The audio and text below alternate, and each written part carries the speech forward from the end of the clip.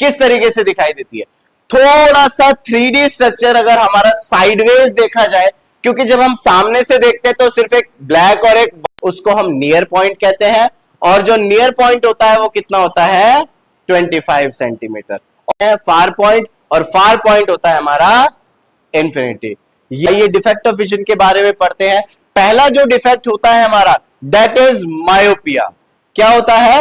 अगला defect of vision है hypermetropia. ठीक है, हाइपरमेट्रोपिया को कहते हैं फार साइटेडनेस। ठीक है, इस तो नहीं कह सकते, डिफेक्ट कहेंगे। नेक्स्ट डिफेक्ट के बाद बारे में बात करें, प्रेसबायोपिया। भाई ये एज के अकॉर्डिंग होती है।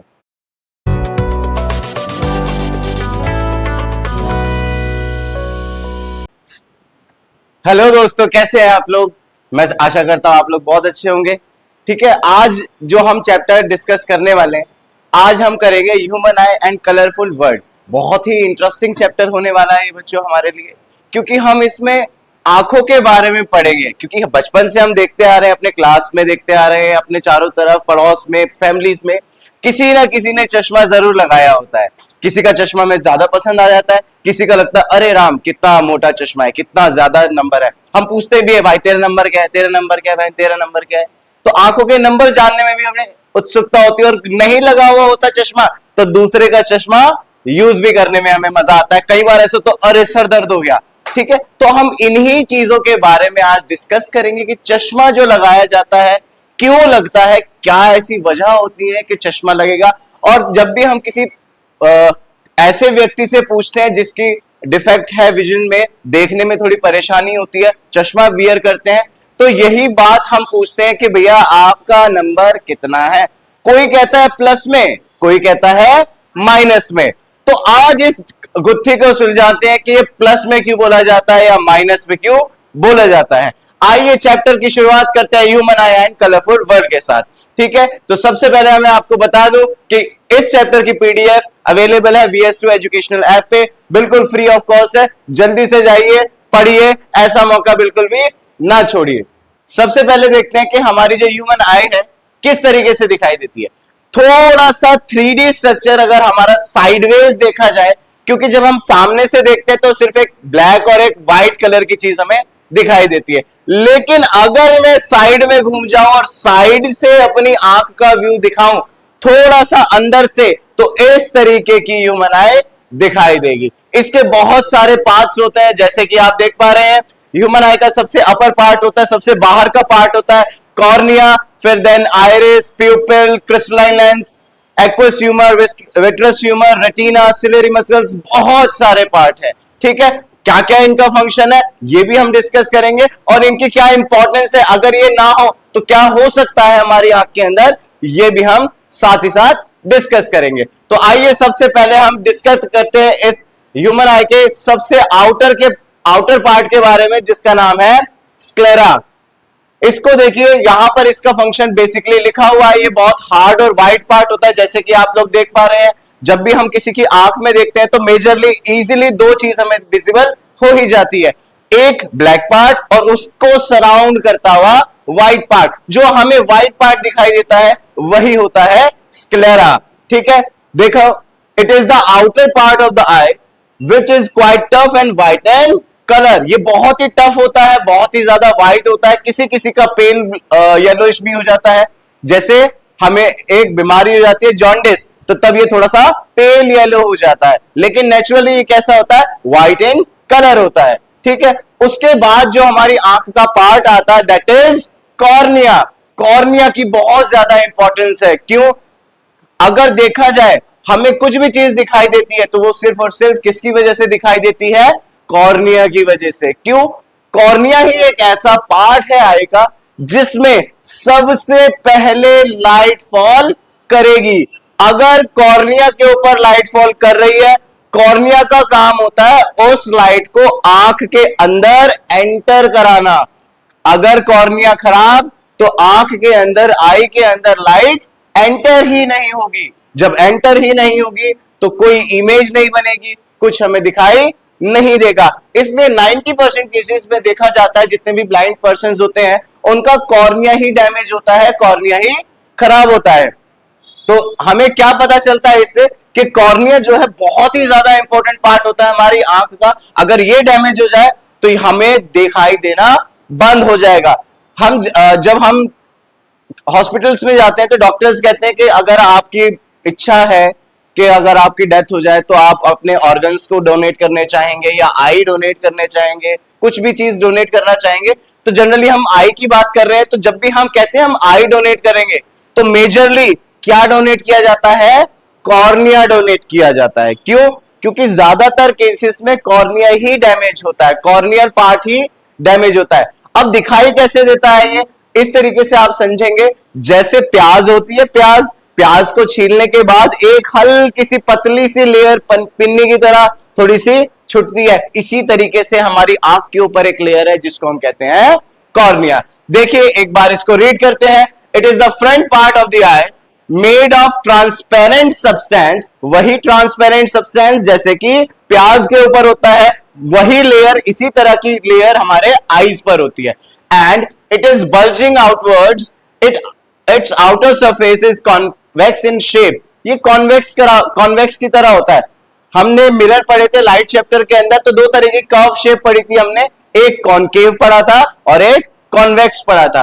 तो ये कॉन्वेक्स की तरह होती है। जैसे आपने अभी पिछली इमेज में देखा था कि हमारी जो आंख की शेप है हल्की सी आउटवर्ड निकली हुई और किस शेप में है? ये कॉन्वेक्स शेप में है। तो इसका मतलब जो कॉर्नियल शेप होती है वो कैसी होती है? कॉन्वेक्स शेप की होती है, कॉन्वेक्सियल होती है थोड़ी सी। ठीक है, अगर हम बात करें, हाँ जी देखेंगे, the light coming from the objects enters the I through cornea. वही बात कि कोई भी लाइट आएगी कॉर्निया के थ्रू ही अंदर पास होगी। ठीक है, किसी को कोई डाउट नहीं? तो चलिए आगे चलते हैं। अब देखिए नेक्स्ट जो पार्ट है हमारा, बहुत ही इंपॉर्टेंट पार्ट है रेटिना। रेटिना जो होता है, होता कहां है पहले तो हम ये देख लेते हैं, समझ में नहीं आएगा नहीं तो देखते हैं बेटा। रेटिना क्या होता है? रेटिना बिल्कुल पीछे वाला पार्ट होता है आई का। जैसे कि आप देख पा रहे हैं ये वाला पार्ट हमारा रेटिना होता है। ठीक है, नाम से देखिए रेटिना, एंटीना से मिलता जुलता लग रहा है। एंटीना टीवी का होता था क्या? एंटीना हिलाओ क्लियर इमेज पाओ। इसी तरीके का काम है रेटिना का। रेटिना क्या है? एक स्क्रीन है, हमारी आंख का एक टीवी है, पर्दा है जिस पर इमेज फॉर्म होगी। ठीक है, आइए देखते हैं। अगर हम बात करें रेटिना की तो देखिए बेटा, it is the screen on which the image is formed in the I and is a delicate membrane having enormous number of light sensitive cells called rods and cones। हमारी रेटिना के पास बहुत सारे cells होते हैं। कौन से? Rods and cones. दो तरीके के सेल्स होते हैं बेटा रोड्स एंड कॉन्स।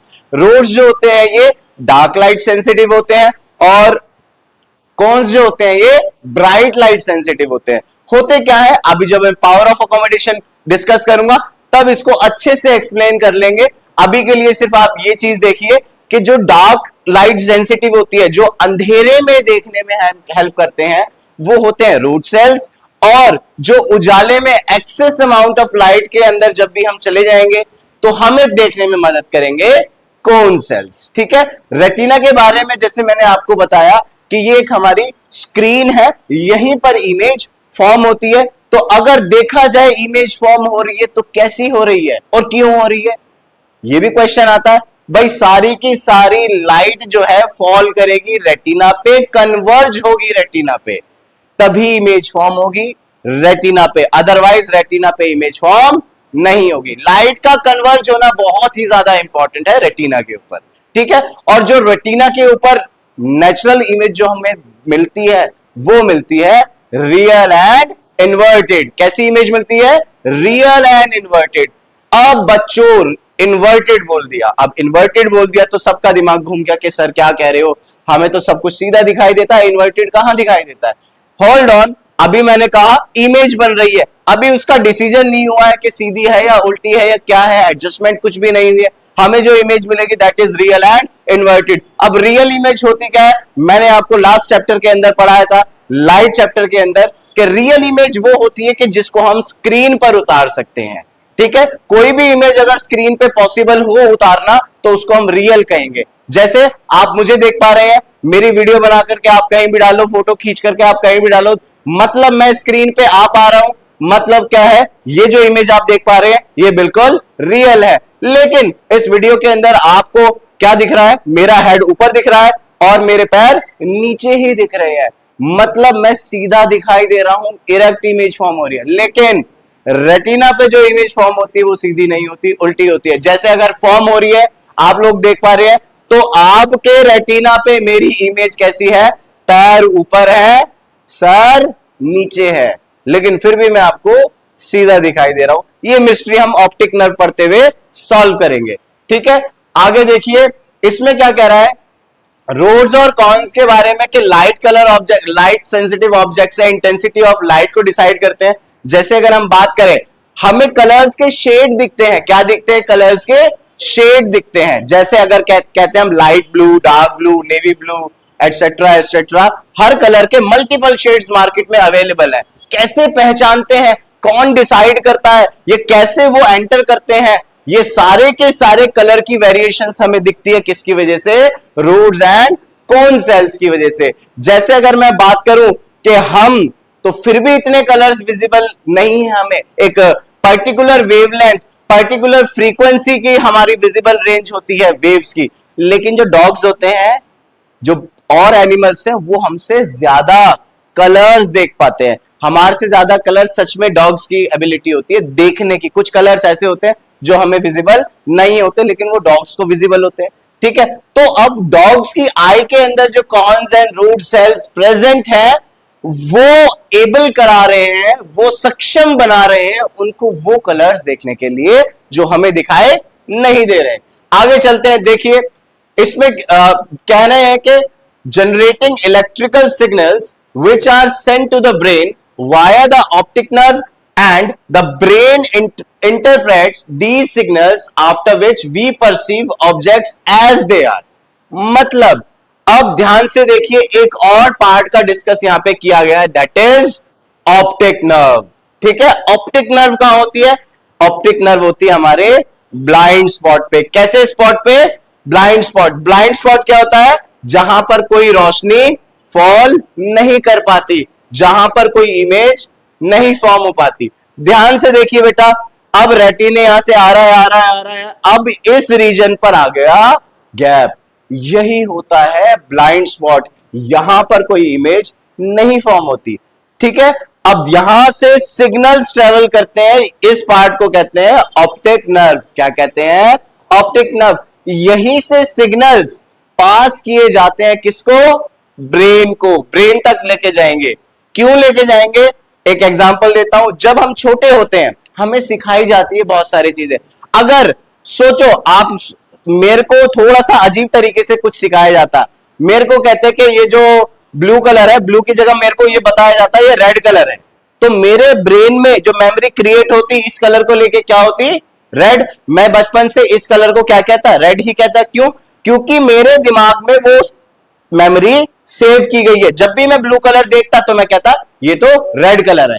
ठीक है, अब मैं कलर को देखूंगा, इमेज बनेगी, अभी खाली इमेज बनी है रेटिना पे रियल इन्वर्टेड, उसके बाद सिग्नल ट्रेवल किए जाएंगे ब्रेन के पास ताकि आइडेंटिफिकेशन हो सके कि ये क्या है, कैसी शेप है, कैसा कलर है। अब मेरा ब्रेन कह रहा रेड है, तो ये जो सिग्नल गया है ब्रेन ने रेस्पॉन्ड किया, हाँ ये रेड कलर है, तो मुझे पता लग गया ये रेड कलर है।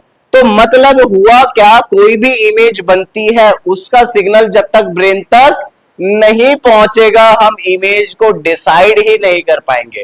ठीक है, और जो ब्रेन तक इमेज फॉर्म होकर के पहुंचती है उसको एडजस्ट करके इरेक्ट बनाने का काम भी किसका है, ब्रेन का है। ठीक है, मैंने बताया उल्टा इमेज बनेगी हमारे रेटिना पे, मेरा सर नीचे बन रहा होगा, मेरे पैर ऊपर बन रहे होंगे, लेकिन फिर भी मैं जैसा हूं एग्जैक्ट पोजीशन, मेरी एग्जैक्ट जो मेरी बॉडी की अलाइनमेंट है सेम वैसे ही दिख पा रही है। क्यों, क्योंकि जो ब्रेन है ना उसको रोटेट कर दे रहा है, इन्वर्टेड इमेज को क्या कर दे रहा है, इरेक्ट बना दे रहा है, उल्टी इमेज को क्या कर दे रहा है, सीधा कर दे रहा है। ठीक है, और जब भी सिग्नल्स ट्रेवल करते हैं ब्रेन तक, तो कौन करता है और कैसे करता है? न्यूरॉन्स के थ्रू होते हैं बेसिकली। कौन से? सेंसरी न्यूरॉन्स के थ्रू सिग्नल्स ट्रेवल करते हैं और इलेक्ट्रिकल सिग्नल्स प्रोड्यूस किए जाते हैं। इंफॉर्मेशन जो भी जाती है हमारी, ट्रेवल जो भी किया जाता है ब्रेन तक, वो इलेक्ट्रिकल सिग्नल्स में किए जाते हैं। ये हमने 6 चैप्टर यानी कंट्रोल एंड कोऑर्डिनेशन में डिस्कस किया हुआ है। ठीक है, आइए आगे चलते हैं अगले पार्ट की तरफ। हमारा रेटिना भी होता है कंप्लीट। अगला है ब्लाइंड स्पॉट। जैसे मैंने अभी आपको बताया, ब्लाइंड स्पॉट क्या होता है? एक ऐसा पार्ट होता है आई का जहां पर कोई भी लाइट कन्वर्ज नहीं होती। अगर बाय चांस हो भी जाए तो वहां पे कोई इमेज फॉर्म होती ही नहीं है। क्यों? क्योंकि ब्लाइंड स्पॉट से कोई भी लाइट रिफ्लेक्ट या रिफ्रैक्ट करती ही नहीं है, नॉर्मल ऐसे ही चली जाती है। ठीक है, देखेंगे बेटा ब्लाइंड स्पॉट की definition. It is a small area of the retina insensitive to the light where optic nerve leaves the eye. कि एक ऐसा एरिया जहां पर ऑप्टिक नर्व लीव करती है, यानी ऑप्टिक नर्व के थ्रू सिग्नल जाता है और यहां पर कोई इमेज फॉर्म नहीं होती, इसलिए हम इसको कहते हैं ब्लाइंड स्पॉट। ठीक है, हाँ जी। अब पढ़ते हैं आइरिस के बारे में। अब हम फ्रंटल पार्ट पे आगे की तरफ फिर से आते हैं, आंख की तरफ। अभी हमने बैक साइड की बात की है, अब थोड़ा आगे की पार्ट की और बात कर लेते हैं। जैसा कि आप देख पा रहे हैं, अगले पार्ट का नाम है आइरिस और उससे अगले पार्ट का नाम है प्यूपिल। मैंने दोनों का एक साथ क्यों लिया नाम? क्योंकि दोनों एक दूसरे के साथी हैं। प्यूपिल को कंट्रोल करता है आइरिस। आइरिस बड़ा भाई है, प्यूपिल छोटा भाई है। होता कहां है? आंख के अंदर। जैसे कि आप लोग देख पा रहे हैं, मेरी आंख में एक ब्लैक कलर की बॉल दिख रही है आपको।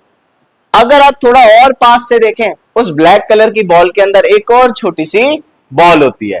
तो बाहर की बॉल होती है आइरिस, अंदर का सेंटर पॉइंट होता है प्यूपिल। ठीक है, समझ में आ गया?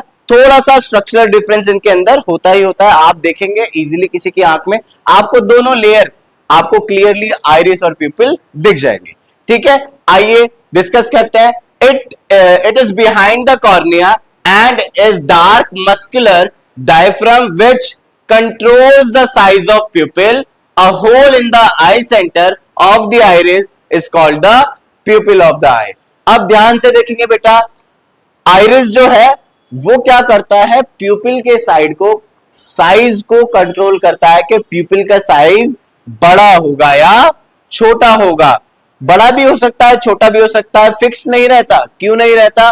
क्योंकि हमें हर समय सेम अमाउंट ऑफ लाइट या सेम अमाउंट जितनी भी लाइट की इंटेंसिटी है वो अवेलेबल नहीं होती। जब भी हम बाहर जाएंगे धूप ज्यादा होगी, कम होगी, ऐसा होता है। लाइट चली जाए, अंधेरा होगा, रात होगा और अंधेरा हो जाएगा। ठीक है, तो कहने का मतलब है लाइट की इंटेंसिटी घटती बढ़ती रहती है। उसी की वजह से हमारा जो प्यूपिल का साइज है वो भी घटता बढ़ता रहता है। तो उसको घटता बढ़ता यानी इंक्रीज और डिक्रीज करने में मदद कौन कर रहा है या फिर कंट्रोल कौन कर रहा है? आइरिस कर रहा है। ठीक है, समझ में आ गया? चलिए अब बात करते हैं प्यूपिल की, जिसका साइज कंट्रोल हो रहा है और क्यों हो रहा है ये भी डिस्कस करते हैं। It is the hole in the middle of the eye iris which appears black as no light is reflected from it but regulates and controls the amount of light entering the eye। अब बात आ गई फिर से amount of light की कि कितनी amount में light fall करेगी आई पर। अब सोचिए, मैंने एक लेजर लाइट ली है और सीधा अपनी आंख पर मार रहा हूं, अपने आई बॉल पे, अपने प्यूपिल पे मार रहा हूं। ठीक है, तो रोशनी ट्रेवल कर रही है, लाइट रे ट्रेवल कर रही है, आंख पर फॉलो कर रही है, कॉर्निया उसको एंटर करा भी रहा है। ठीक, अब मैंने थोड़ी देर बाद लाइट की इंटेंसिटी जो थी, टॉर्च की, लेजर लाइट की जो इंटेंसिटी थी वो बढ़ा दी, यानी कि थोड़ी सी ज्यादा रोशनी हो गई उसकी। अब और ज्यादा कर दी, और ज्यादा कर दी, ऐसे करता गया। अब जितनी रोशनी इसके अंदर से जा रही है, जरूरी नहीं है कि वो सारी की सारी प्यूपिल जो है आगे पास करेगा। अब जितनी आई के लिए, ह्यूमन आई के लिए इंपैक्टफुल रहेगी, यूजफुल रहेगी, जिससे डैमेज ना हो, जिससे कोई विजन के अंदर कोई प्रॉब्लम ना है, उतना ही पास होगा। जरूरी नहीं है कि लाइट बहुत ज्यादा फ्रीक्वेंसी वाली आ रही है, बहुत ज्यादा वेवलेंथ वाली आ रही है तो सारी की सारी एज इट इज अंदर ट्रेवल करा दी जाए। इंटेंसिटी जितनी भी हो, प्यूपिल को जितना पास करना सही लगेगा वो उतना ही पास करेगा। ज्यादा लाइट होती है, अगर ज्यादा लाइट पास कराता है तो हमारे प्यूपिल का साइज कैसा हो जाता है, छोटा हो जाता है, स्मॉलर हो जाता है।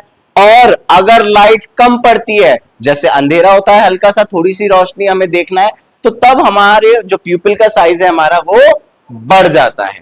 ठीक है, तो इस तरीके से जो आइरिस है वो घटाता और बढ़ाता है हमारे आई के साइज को, यानी हमारे प्यूपिल के साइज को। ठीक है, कोई डाउट इसके अंदर अभी तक? चलिए आगे चलते हैं। हाँ जी, अगला पार्ट देखेंगे आई लेंस। हमारे आंख के अंदर एक नेचुरल लेंस फिट है। हमने लास्ट चैप्टर के अंदर डिस्कस किया था, दो तरह के लेंस होते थे, convex lens and concave lens, यानी कन्वर्जिंग और डाइवर्जिंग लेंस। दो तरह के ही लेंस होते हैं, है ना, जो आर्टिफिशियल लेंसेज होते हैं। अब बात करते हैं हमारे आई लेंस के बारे में, जो नेचुरली फिटेड है हमारी आंख के अंदर। ये जो नेचुरली फिटेड लेंस होता है इसको कहते हैं क्रिस्टलाइन लेंस। क्या कहते हैं? Crystalline lens. अब ये नाम तो क्रिस्टलाइन हो गया या फिर आई लेंस हो गया, तो जरूरी बिल्कुल है कि ये या तो कॉनकेव होगा या फिर कॉन्वेक्स होगा, मतलब कन्वर्जिंग होगा या फिर डाइवर्जिंग होगा। आइए देखते हैं। अगर हम शेप पर जाएं, किस पर जाएं? अगर हम ह्यूमन आई की शेप पर जाएं, वापस चलते हैं, देखिए ह्यूमन आई की शेप पर। देखिए बेटा, अगर मैं इसकी शेप दिखाऊं लेंस की, तो लेंस मेरा हल्का सा इधर से कर्व है, इधर से कर्व है, एक एनक्लोज्ड एरिया बना रहा है बादाम शेप का। ध्यान से देखो, हल्का सा बादाम की तरह दिखाई दे रहा है थोड़ा सा। हमने पढ़ा था लाइट चैप्टर में कि जो इस तरीके का कर्व्ड हमारा लेंस होता है वो होता है कन्वर्जिंग लेंस, यानी कि कॉन्वेक्स लेंस। अगर हम बात करें किसकी? कन्वर्जिंग लेंस की, तो कन्वर्जिंग लेंस क्या करता है? लाइट पड़ती है कहीं से भी कन्वर्जिंग लेंस पे और वो सारी की सारी कन्वर्ज कर देता है एक पॉइंट पे, रेटिना पे। यहां पे जितनी भी लाइट रे होगी यहां पर कन्वर्ज कर देगा, इकट्ठी कर देगा इस तरीके से। ठीक है, समझ में आ गया? तो कन्वर्जिंग लेंस, नाम से ही पता लग रहा है, लाइट को इकट्ठे करने वाला लेंस, लाइट को कन्वर्ज करने वाला। और कहां करेगा? रेटिना पे। क्यों? रेटिना पे ही इमेज फॉर्म होनी है। ठीक है, तो आइए डिस्कस करते हैं क्रिस्टलाइन लेंस के बारे में। जैसे कि हमने बता दिया किस नेचर का होता है, कन्वर्जिंग नेचर का होता है। अगर हम मैच करें क्रिस्टलाइन लेंस को तो वो मैच हो जाता है किससे? कॉन्वेक्स लेंस से। ठीक है, आगे पहुंच गए। देखिए बेटा, अब पढ़ेंगे। It is a convex lens made of transparent soft and flexible material like a jelly made of protein. ठीक है ना, किससे बना होता है ये? प्रोटीन से बना होता है, और थोड़ा जेलिश इसका स्ट्रक्चर होता है, जेली जैसा होता है ये। बिल्कुल सॉलिड मैट्रिक्स इसकी नहीं होती, टफ नहीं होता ये। ठीक है, जैसे हमारा व्हाइट पार्ट होता है ना स्क्लेरा, वो टफ होता है, ये टफ नहीं होता। ठीक है, it's flexible so it can change its shape to focus light onto the retina। मतलब बात करें वही प्यूपिल की, आगे क्या है? क्रिस्टलाइन लेंस है। अब जितनी हमारी लाइट पड़ेगी उसके अकॉर्डिंग उसका भी जो शेप है, शेप मतलब रहेगा तो वो कन्वर्जिंग वाला ही, बादाम जैसा ही शेप रहेगा, लेकिन उसकी शेप थोड़ी सी एडजस्ट होती रहेगी इंटेंसिटी ऑफ लाइट के अकॉर्डिंग। ठीक है ना। आइए अब बात करते हैं एक्वस ह्यूमर की। देखिए बेटा, दो तरीके के लिक्विड्स, दो तरीके के फ्लूइड हमारे आंख में पाए जाते हैं। एक होता है एक्वस ह्यूमर और एक होता है विट्रस ह्यूमर। देखिए बेटा, होता क्या है ये? It is the space between cornea and eye lens. अगर हम बात करें, वापस से चलते हैं आई लेंस के ह्यूमन आई के डायग्राम पर, तो देखिए बेटा, इसमें आपको विट्रस ह्यूमर क्लियरली दिखाई दे जाएगा। यहां पर ये जो लेंस और कॉर्निया के बीच का जो एरिया है, यहां पर ये होता है हमारा एक्वस ह्यूमर। अब इसका फंक्शन क्या होता है? इसका फंक्शन बहुत इंपॉर्टेंट है। क्या इसका फंक्शन है कि ये हमारी आई को क्या करता है? हमारे लेंस और कॉर्निया को एक तरफ डैमेज होने से बचाता है, ठीक है, न्यूट्रिशन भी प्रोवाइड कराता है। बेसिकली नरिशमेंट वर्ड सही रहेगा, न्यूट्रिशन से अच्छा नरिश करता रहता है हमारी आंख को, ठीक है, यानी हमारी आंख को मॉइस्चर प्रोवाइड कराता रहता है, ठीक है, जिससे हेल्प होती है लाइट को ट्रांसमिट होने में, ठीक है ना। तो बात करते हैं अब दूसरे ह्यूमर की, दैट इज विट्रस ह्यूमर। ये कहां होता है? ये भी होता है, ये बहुत ज्यादा होता है। एक्वस ह्यूमर तो स्मॉल अमाउंट में होता है, विट्रस बहुत ज्यादा होता है। होता कहां है?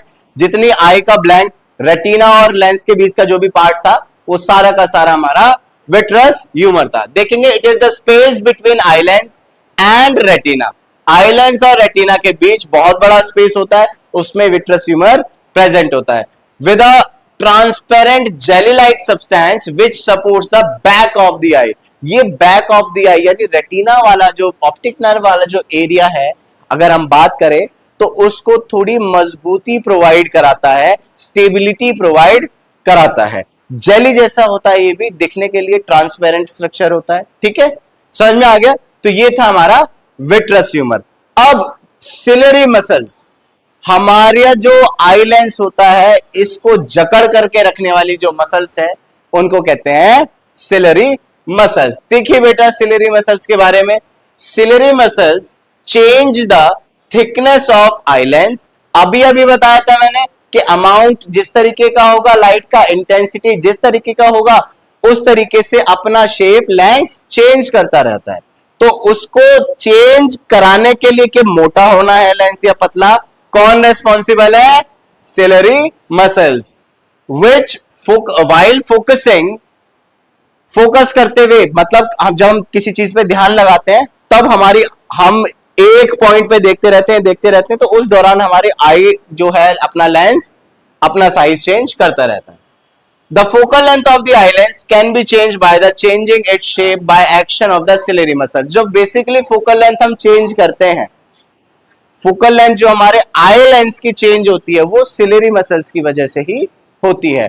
अब जब हम फोकल लेंथ की बात कर रहे हैं, तो फोकल लेंथ को किस तरीके से चेंज होगा, क्या उसका इंपैक्ट पड़ेगा, वो नेक्स्ट टॉपिक में डिस्कस करते हैं हम पावर ऑफ अकोमोडेशन के अंदर। फिलहाल आप यही समझ लीजिए, सिलरी मसल्स एक ऐसी मसल्स है जिसने ऊपर और नीचे से हमारे लेंस को जकड़ के रखा हुआ है, और उसका शेप भी उन्हीं के कंट्रोल में होता है। कठपुतली है हमारा आई लेंस इन मसल्स की, ठीक है ना, समझ में आ गया। आइए अगले टॉपिक की तरफ चलते हैं। अब देखिए, ये पूरी वर्किंग ऑफ द आई मैंने आपको बातों बातों में पहले ही समझा दी है कि लाइट कॉर्निया से एंटर करती है, ठीक है, फिर फॉल करती है प्यूपिल पे, प्यूपिल से जाती है लेंस के ऊपर, लेंस कन्वर्ज कर देता है रेटिना पे, इमेज फॉर्म हो जाती है, फिर ऑप्टिक नर्व के थ्रू इलेक्ट्रिकल सिग्नल ट्रेवल किए जाते हैं ब्रेन तक। तो इस तरीके से पूरा का पूरा ये जो प्रोसेस होता है, ये इस तरीके से अकर करता है, ठीक है ना, क्लियर है यहां तक? हाँ जी। अगर देखें, अगर हम परसिस्टेंट ऑफ विजन की बात करें, ये होता क्या है देखेंगे। अब ध्यान से देखिए, मैं इधर देख रहा हूं और एकदम से मैंने इधर देख लिया, फिर मैंने एकदम से इधर देख लिया। तो जब मैंने इधर देखा और इधर देखा, तो इमेज चेंज हुई, लाइट चेंज हुई। चेंज होने में एकदम से, ऐसे घूमने में एकदम से तो इमेज नहीं बनी यहां की, मैं पहुंचा हूं यहां और थोड़ी देर बाद इमेज फॉर्म होगी। इसी को कहेंगे परसिस्टेंट ऑफ विजन, कि इंस्टेंटली इमेज नहीं बनती, कुछ टाइम लगता है उस इमेज को फॉर्म होने में, जब फ्रेश लाइट टकरा करके कहीं से भी फॉल कर रही होती है हमारी आईज पर। तो इंस्टेंटली कोई इमेज नहीं बनती, बहुत ही फ्रैक्शनल टाइम लगता है, सेकंड्स का, तो वो कहलाता है परसिस्टेंट ऑफ विजन। देखिए, अगर बात करें इसकी डेफिनेशन की, the image of an object, any object seen persist on the retina for 1/16 of a second. कितना टाइम लगता है इस तरीके से इमेज को फॉर्म होने के लिए? 1/16, एक सेकेंड का 16वां भाग, यानी एक सेकेंड को अगर हम बराबर हिस्से कर दें 16, तो एक हिस्से जितना टाइम लगता है इस विजन को बनने में, ठीक है ना। Even after the removal of the object, remove करने के बाद भी, क्योंकि टकराकर लाइट तक आंखों तक पहुंच ही गई है।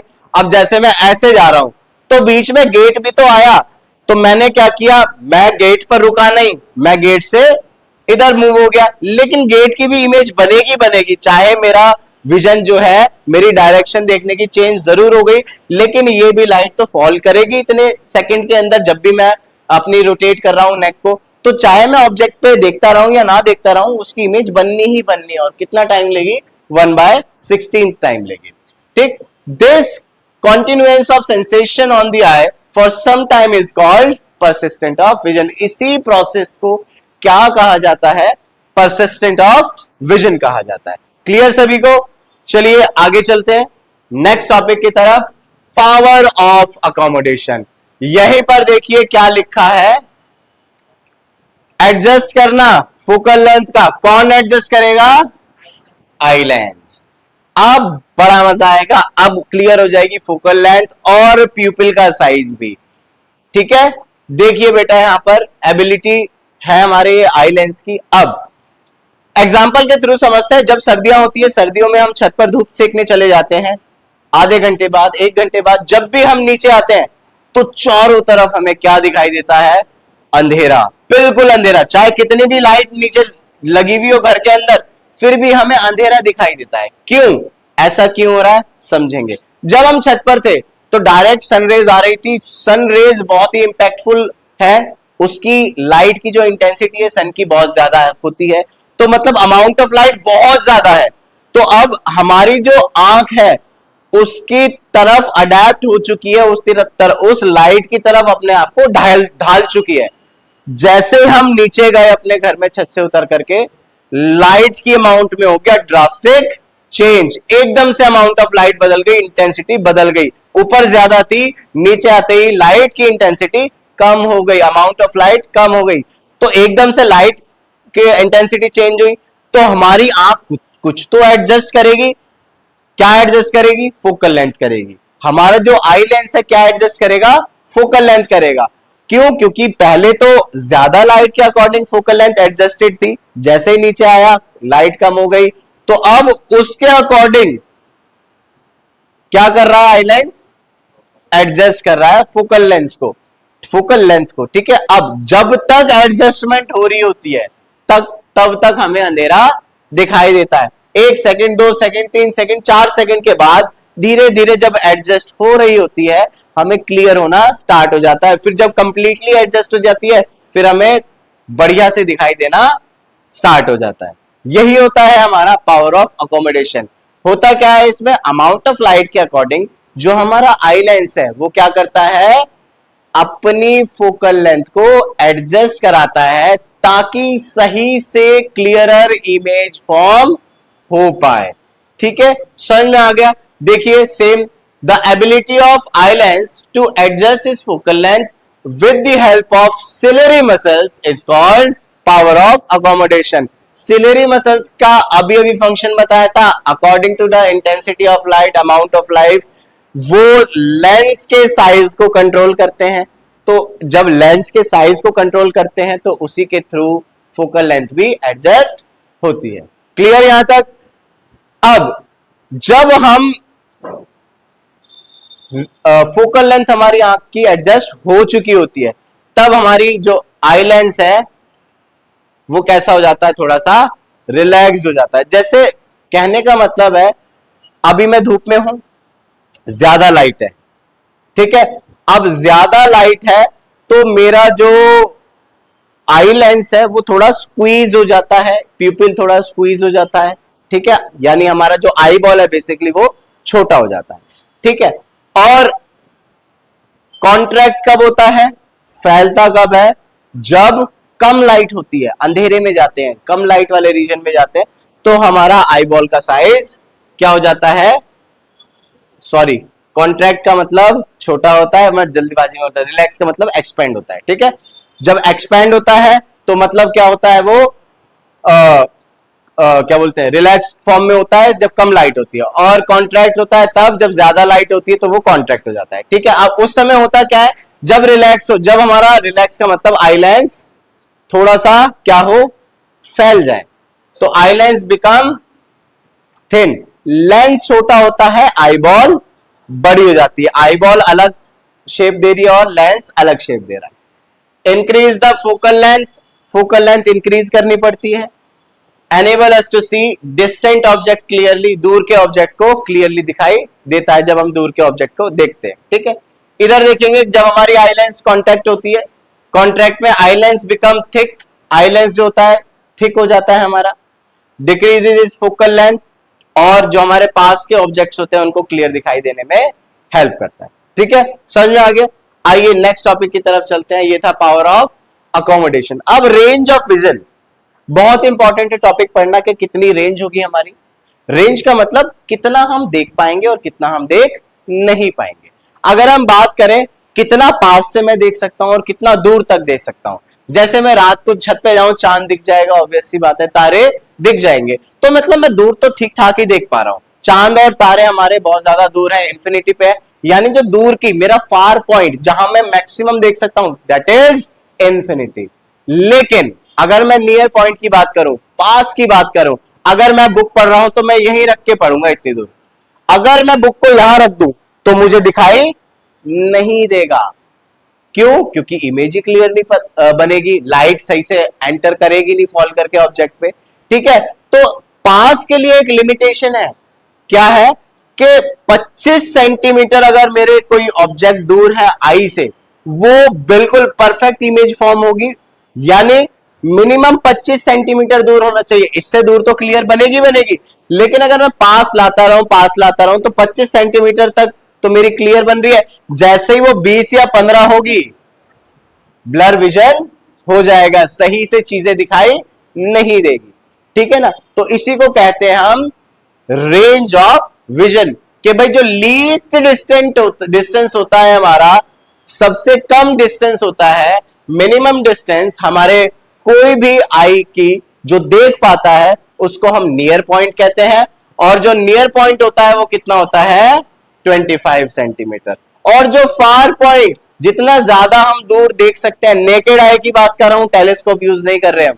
ठीक है, नेकेड आई की अगर हम बात करें तो हम फारदेस्ट पॉइंट, सबसे ज्यादा दूर जब देख सकते हैं, चांद तारे दिख जाते हैं, उसको हम कहते हैं फार पॉइंट। और फार पॉइंट होता है हमारा इंफिनिटी। ये बात कर रहा हूं नॉर्मल आई के लिए, उन आईज की बात नहीं कर रहा जो सही से नहीं देख पा रही है ना। किसी की पास की नजर कमजोर होती है, किसी की दूर की नजर कमजोर होती है, यानी कि उनका फार पॉइंट नियर पॉइंट गड़बड़ा जाता है। किसी की दोनों ही खराब होती है ना, कि पास की भी खराब है नजर, सही से नहीं देख पा रहे और दूर की भी खराब है। ठीक है, तो ये था हमारा क्या, रेंज ऑफ विजन, कैसी आई में, नॉर्मल ह्यूमन आई में। ठीक है, अगर हम बात करें नेक्स्ट टॉपिक की तरफ, मैं बोल रहा हूं नॉर्मल नॉर्मल नॉर्मल और कह रहा हूं कि डिफेक्टेड, तो आइए डिफेक्ट ऑफ विजन के बारे में पढ़ते हैं। पहला जो डिफेक्ट होता है हमारा दैट इज मायोपिया। क्या होता है, मायोपिया होता है। मायोपिया को शॉर्ट साइटेडनेस भी कहते हैं। क्या कहते हैं, शॉर्ट साइटेडनेस। इसमें होता क्या है, इसमें कुछ नहीं, बस यही होता है कि जो पास की नजर है वो तो बिल्कुल परफेक्ट रहती है, पास की चीजें हमें बिल्कुल क्लियर दिखाई देती है, लेकिन जब बात आती है दूर देखने के लिए, जैसे बच्चे क्लासरूम में पढ़ते हैं, बोर्ड पर देखने की बात आती है, तो उन्हें बोर्ड पर जो लिखा हुआ होता है वो क्लियर दिखाई नहीं देता, यानी दूर की नजर होती है इस डिफेक्ट में कमजोर। उसी को कहते हैं हम मायोपिया, कि पास की नजर सही है लेकिन दूर की नजर कमजोर है। होता क्यों है ऐसा, क्योंकि जो हमारे आई बॉल का साइज है वो बढ़ जाता है, कर्वेचर बढ़ जाता है, और जो लेंस है हमारी आंख का, या फिर जो कॉर्नियल पार्ट है हमारी आंख का, वो इतना कर्व पहले ही होता है और ज्यादा कर्व हो जाता है। तो एक्सेस कर्व की वजह से मायोपिया कॉज होती है। आई बॉल के साइज बढ़ने की वजह से मायोपिया कॉज होती है। कर्वेचर की वजह से बढ़ने पर मायोपिया कॉज हो जाती है। मायोपिया जब हो जाता है किसी को तो इमेज कहां बनती है फिर, आइए देखते हैं। जैसे कि आप रे डायग्राम में देख पा रहे हैं कि लाइट रे आती है, लेंस पे पड़ रही है, कन्वर्जिंग लेंस पे। नॉर्मल आई में तो ये रेटिना पे फॉर्म हो जाती है, हमने डिस्कस किया था अभी। लेकिन जब मायोपिक आई हो ऐसी आंख जिसके अंदर मायोपिक डिफेक्ट ऑफ विजन हो, तो होगा क्या, यही लाइट रे आएगी, लेंस पर पड़ेगी, लेकिन वो रेटिना से पहले ही कन्वर्ज हो जाएगी। कहां कन्वर्ज होगी, रेटिना से पहले ही कन्वर्ज हो जाएगी। इस वजह से हमें दूर के ऑब्जेक्ट्स क्लियर नहीं दिखेंगे। अब डिफेक्ट हो गया, चश्मे लगाने की जरूरत है, चश्मे में लेंस होता है, कौन सा लेंस लगाएंगे, ध्यान से देखेंगे, लाइट पहले ही कन्वर्ज हो गई, अब लाइट को फैलाना है, फैलाकर हमें कहां लाना है, रेटिना पे। लाइट को डाइवर्ज फैलाने वाला लेंस होता है कॉनकेव लेंस। तो जब हम इसमें मायोपिया किसी भी पर्सन हो तो हम एडवाइस क्या करते हैं, डॉक्टर क्या एडवाइस करते हैं, कॉनकेव लेंस, ताकि लाइट रेज वापस से डाइवर्ज होके कहां फॉल करे, रेटिना पर। तो इसलिए देखिए यहां पर क्या यूज किया गया है करेक्शन के लिए, कॉनकेव लेंस, और कॉनकेव लेंस पे जैसे ही लाइट पड़ी वो वापस से रेटिना पर इमेज बनने लगी। अब किसी का नंबर कम होता है, किसी का नंबर ज्यादा होता है, तो वो इतना देखा जाता है कि कितना नजदीक रेटिना के इमेज फॉर्म हो रही है। रेटिना के थोड़ा पास में ही कन्वर्ज हो रही थी लाइट, तो थोड़ा कम नंबर होगा। जैसे ही रेटिना से ज्यादा पहले कन्वर्ज होने लगेगा, वो उतना ही नंबर बढ़ने लगेगा।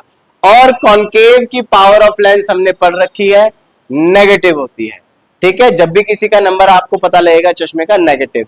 यूनिट मैंने बताई थी पावर ऑफ लेंस की प्रीवियस चैप्टर में, डायोप्टर। तो कोई बताएगा तो फॉर एग्जांपल -2 डायोप्टर, ये हो गई पावर ऑफ लेंस जो मायोपिक आई की है किसी पेशेंट की। ठीक है ना।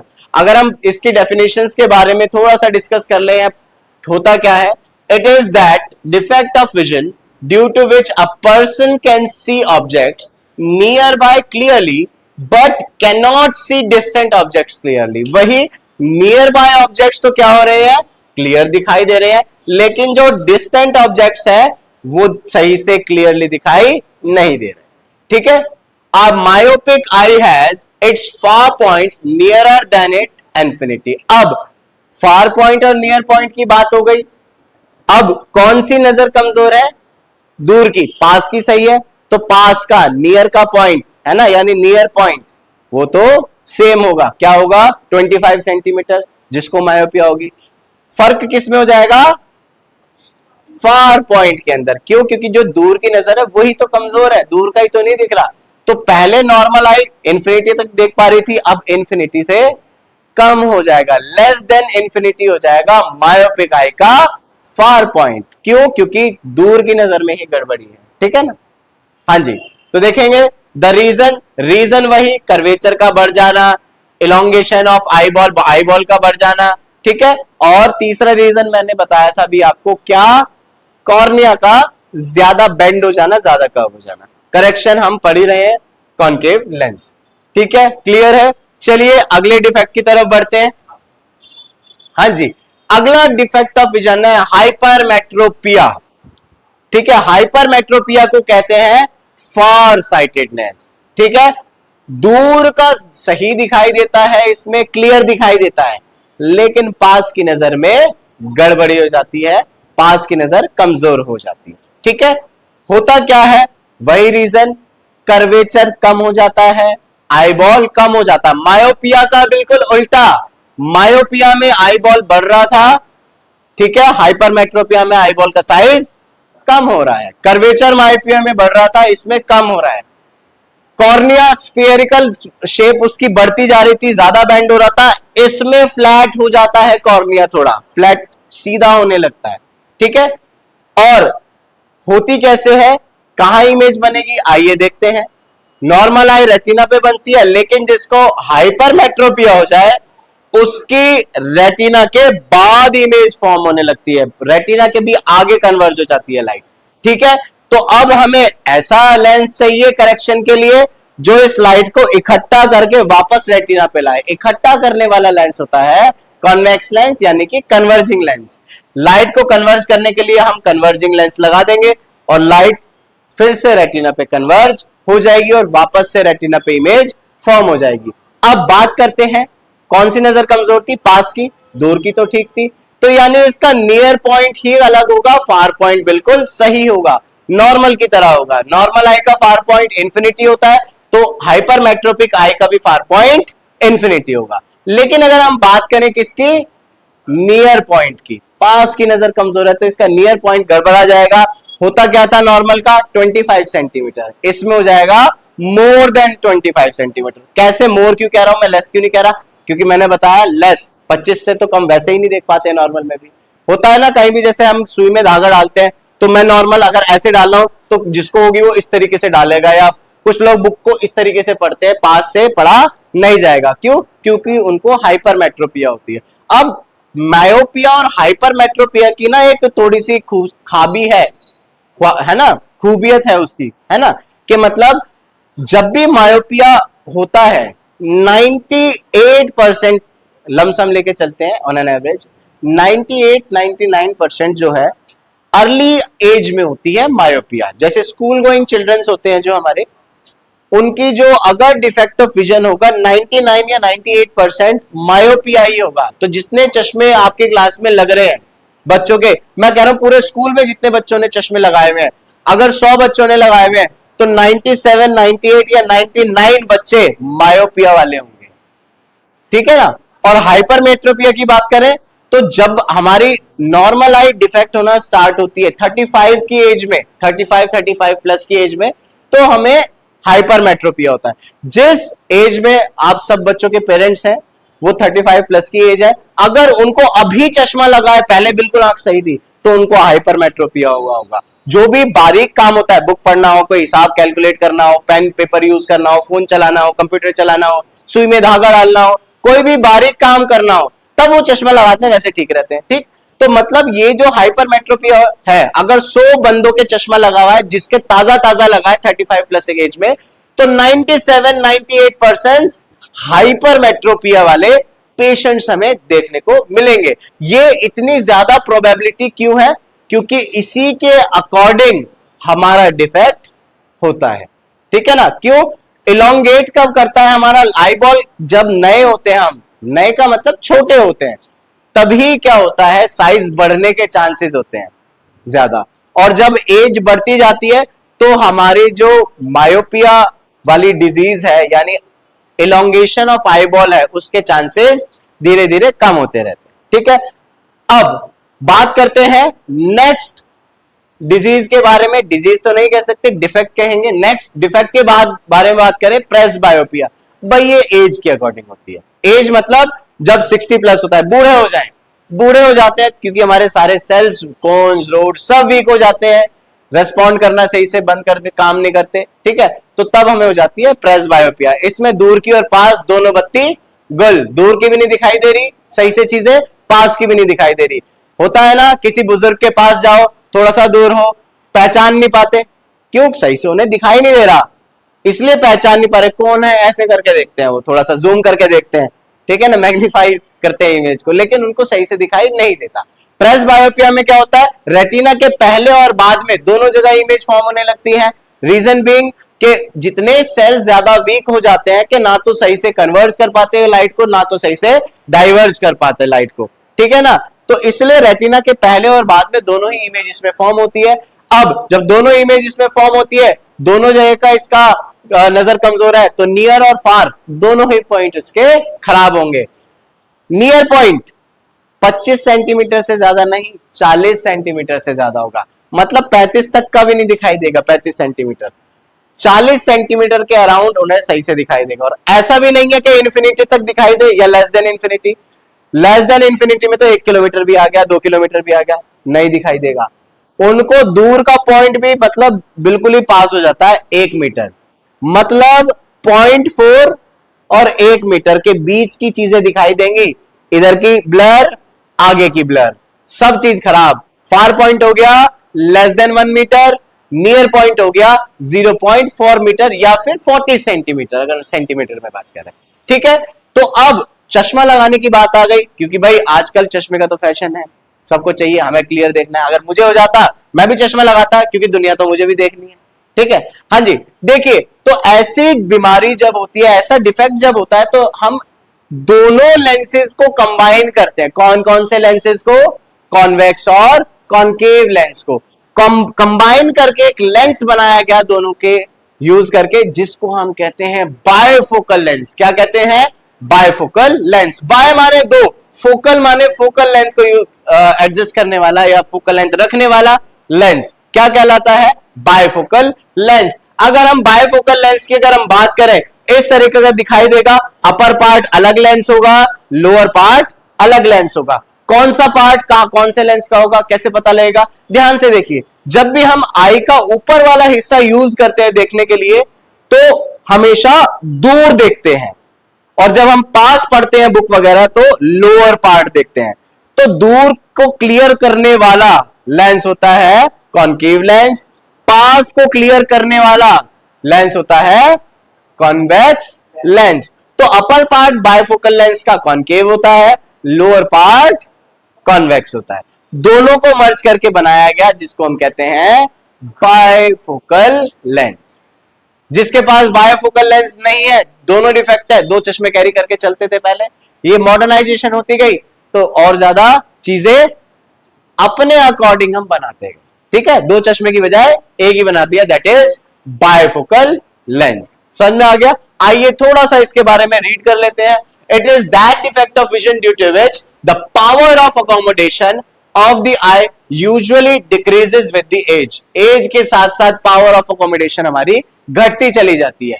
ठीक है, near point gradually recedes and जो हमारा फार पॉइंट होता है वो इंक्रीज करता जाता है। ठीक है, इसमें मायोपिया हाइपरमेट्रोपिया दोनों ही हो जाता है हमें। रीजन वही, सिलरी मसल्स हमारी क्या होती है? वीक पड़ती जाती है। जितनी भी मसल्स हैं, सेल्स हैं, सब वीक पड़ते जाते हैं। फ्लेक्सिबिलिटी हमारी आंख की कम होती जाती है। ठीक है, बायफोकल लेंस हम यूज करते हैं जिसमें अपर पार्ट कॉन्वेक्स कॉनकेव का होता है, लोअर पार्ट कॉन्वेक्स का होता है। समझ में आ गया? तो ये थे बच्चों हमारे डिफेक्ट ऑफ विजन।